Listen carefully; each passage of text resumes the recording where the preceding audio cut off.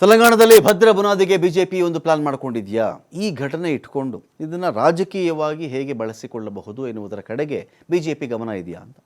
ತೆಲಂಗಾಣ ಸರ್ಕಾರ versus Tollywood ಸಂಘರ್ಷದ ಲಾಭ ಪಡೆಯೋದಕ್ಕೆ ಬಿಜೆಪಿ ಟ್ರೈ ಮಾಡ್ತಾ ಇದೆ. ಅಲ್ಲಿ ಇದಕ್ಕಾಗಿಯೇ ಅಲ್ಲು ಅರ್ಜುನ್ ಪರವಾಗಿ, ಕಾರಣ ಫ್ಯಾನ್ಸನ್ನು ಡೈವರ್ಟ್ ಮಾಡ್ಕೊಳ್ಬಹುದಲ್ವಾ ಸುಲಭವಾಗಿ ಅಂತ.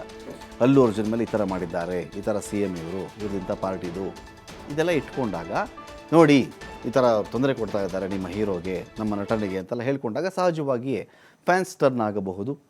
ಆ ಕಾರಣಕ್ಕೆ ಅಲ್ಲು ಅರ್ಜುನ್ ಪರವಾಗಿ ಅಲ್ಲಿ ಬಿ ಜೆ ಪಿ ನಾಯಕರು ಬ್ಯಾಟಿಂಗ್ ಮಾಡ್ತಾ ಇದ್ದಾರೆ.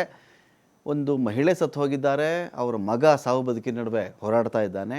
ಈ ಸಂದರ್ಭದಲ್ಲಿ ಆ ಮಹಿಳೆ ಮತ್ತು ಮಗು ಅಲ್ಲದೆ ನಟನ ಪರವಾಗಿ ಇಲ್ಲಿ ಒಂದು ಪಾರ್ಟಿ ನಿಂತಿದೆ. ಇರಲಿ, ವಿಚಾರ ಏನಿರಲಿ, ಅವ್ರು ರಾಜಕೀಯವಾಗಿ ಅದನ್ನು ಬಳಸ್ಕೊಳ್ಳಿ, ಜನ ಕನ್ವಿನ್ಸ್ ಮಾಡಿದ್ರೆ ಜನ ಯಾರಿಗೆ ಓಟ್ ಹಾಕ್ತಾರೋ ಅವ್ರು ಗೆದ್ದುಕೊಳ್ಳಿ, ಬೇರೆ ವಿಚಾರ.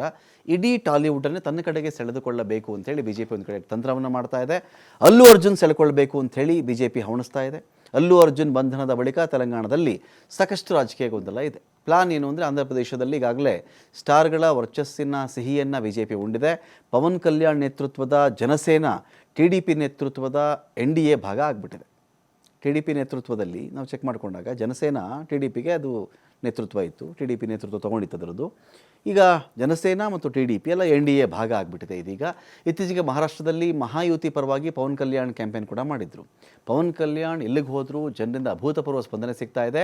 ಸಿನಿಮಾ ಸ್ಟಾರ್ಗಳು ಪಕ್ಷಗಳ ಜೊತೆ ಗುರುತಿಸಿಕೊಳ್ಳೋದಕ್ಕೆ ಹಿಂದೇಟು ಹಾಕ್ತಾರೆ, ಆದರೆ ಬಿ ಜೆ ಪಿ ಮಾತ್ರ ಯಾವಾಗಲೂ ಸಿನಿ ಸ್ಟಾರ್ಗಳ ವರ್ಚಸ್ಸನ್ನು ಬಳಸಿಕೊಳ್ಳುವಂಥ ಲೆಕ್ಕಾಚಾರದಲ್ಲಿರುತ್ತೆ. ತೆಲಂಗಾಣ ವಿಧಾನಸಭೆ ಲೋಕಸಭೆ ಚುನಾವಣೆಯಲ್ಲಿ ಲಾಭವನ್ನು ಬಿ ಜೆ ಪಿ ಪಡ್ಕೊಂಡಿದೆ. ಇದೀಗ ಇಡೀ ಟಾಲಿವುಡ್ ತನ್ನ ಕಡೆಗೆ ಸೆಳೆದುಕೊಳ್ಬೇಕು, ತನ್ನ ವಿಸ್ತಾರವನ್ನು ಜಾಸ್ತಿ ಮಾಡಿಕೊಳ್ಬೇಕು ಅಂತ ಕೂಡ ಬಿ ಜೆ ಪಿ ಒಂದು ಕಡೆ ಪ್ಲಾನ್ ಮಾಡ್ತಾ ಇದ್ದಂತೆ. ಅಕ್ಕಿನೇನಿ ನಾಗಾರ್ಜುನ ಮಾಲೀಕತ್ವದ ಕನ್ವೆನ್ಷನ್ ಸೆಂಟರ್ ನೆಲಸಮ ಮಾಡಿರ್ತಕ್ಕಂಥ ತೆಲಂಗಾಣ ಸರ್ಕಾರ ಬಂದ ತಕ್ಷಣ ಕೆಲವು ನಿಯಮಗಳನ್ನು ಸರಿಯಾಗಿ ಫಾಲೋ ಮಾಡಿಲ್ಲ. ಇವರು ನಿಯಮಗಳನ್ನು ಉಲ್ಲಂಘನೆ ಮಾಡಿ ಒಂದು ಕನ್ವೆನ್ಷನ್ ಸೆಂಟರ್ ಇವರು ಕಟ್ಟಿದ್ದಾರೆ ಅಂತ ಗೊತ್ತಾದ ತಕ್ಷಣ ಸರ್ಕಾರ ಅಧಿಕಾರಕ್ಕೆ ಬರ್ತಾ ಇದ್ದಂತೆಯೇ ಅಕ್ಕಿನೇನಿ ನಾಗೇಶ್ವರ ರಾವ್